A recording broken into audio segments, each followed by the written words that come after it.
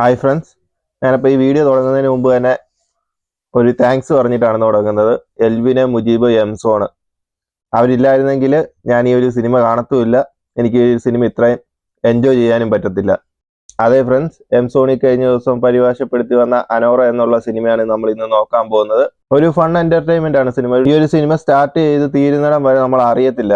ഒരൊറ്റ പോക്കാണ്, ഒരു ഒഴുക്ക് പോലെ നമുക്ക് ഫീൽ ചെയ്യും. അപ്പം ഇതിനെപ്പറ്റി കൂടുതലായിട്ട് അങ്ങോട്ട് പറയുന്നതിന് മുമ്പ് എംസോണിന്റെ വാക്ക് തന്നെ ഞാൻ കടമെടുക്കുകയാണ്. നഗ്നരംഗങ്ങൾ, തെറിയുടെ അതിപ്രസരം, മയക്കുമരുന്ന് ഉപയോഗം ഇവയെല്ലാം ഉള്ളതുകൊണ്ട് ലോല ഹൃദയരും കുട്ടികളും സദാചാര ബോധമുള്ളവരും കാണാതിരിക്കുക. ബാക്കി എല്ലാവരും കയറി കണ്ട് ആസ്വദിക്കുക. ഞാനിത് എന്തായാലും നിങ്ങൾക്ക് വേണ്ടി റെക്കമെൻഡ് ചെയ്യുന്നു. കാരണം ഒരു ഫൺ റൈഡ് പോലെ നമുക്ക് ഫീൽ ചെയ്യും. ഒരു ഒഴുക്കാണ് ഒരു സിനിമ.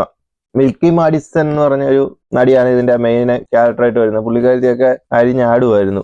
അല്ല, എല്ലാവരും അർത്ഥത്തിൽ അരിഞ്ഞാടുമായിരുന്നു.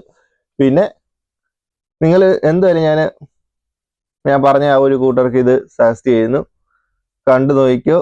സബ്ടൈറ്റിൽ ഇട്ട് തന്നെ കണ്ടോ. സബ്ടൈറ്റിൽ അതൊരു വേറെ ലെവലാണ്. സബ്ടൈറ്റിൽ ഈ ഒരു സിനിമയ്ക്ക് യോജിച്ച സബ്ടൈറ്റിൽ അവർ ഇട്ടു. ആ സബ്ടൈറ്റിൽ വായിച്ചാൽ നമുക്ക് ചിരിക്കാൻ പറ്റും.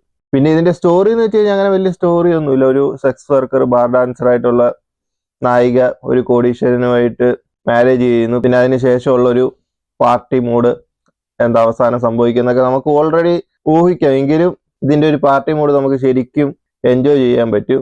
എന്തായാലും നിങ്ങൾ ഇത് കണ്ടു നോക്കിക്കും. അപ്പം കണ്ടിട്ടുള്ളവർ നിങ്ങളുടെ അഭിപ്രായം പറയുക. കണ്ടിട്ടുള്ളവരാണെങ്കിലും എംസോണിന്റെ സബ്ടൈറ്റിൽ ഇട്ട് കണ്ടോ. അത് കീറ് സാധനം. അപ്പം ശരി ഗൈസ്, അടുത്തൊരു വീഡിയോയുമായിട്ട് വീണ്ടും കാണാം. ബൈ. നീ എവിടെ പരിപാടി അവതരിപ്പിച്ചാലും ഇത് തന്നെയാണല്ലോ നിന്റെ വിധി.